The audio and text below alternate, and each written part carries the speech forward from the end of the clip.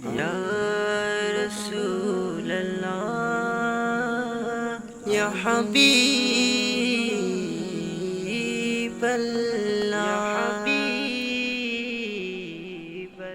আসসালামু আলাইকুম।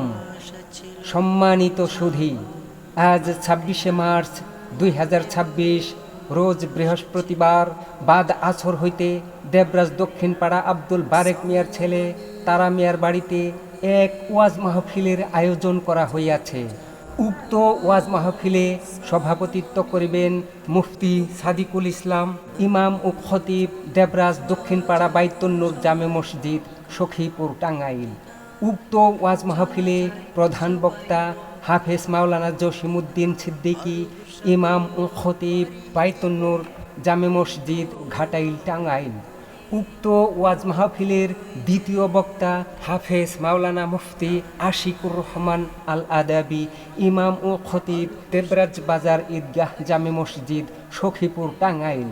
উক্ত ওয়াজ মাহফিলে আরও অন্যান্য ওলামায়ে কেরামগণ ওয়াজ ফরমাইবেন। উক্ত ওয়াজ মাহফিলে আপনারা সকলেই দলে দলে যোগদান করুন। দিন ইসলাম কায়েম হোক, কায়েম হোক। আরব সাগর পাড়ি দিব, নেইকো আমার তরি, পাখি নই যে উড়ে যাব, ডানাতে ভর করি। সঙ্গে করে নাও নাও ভাই, খানি কৃপা।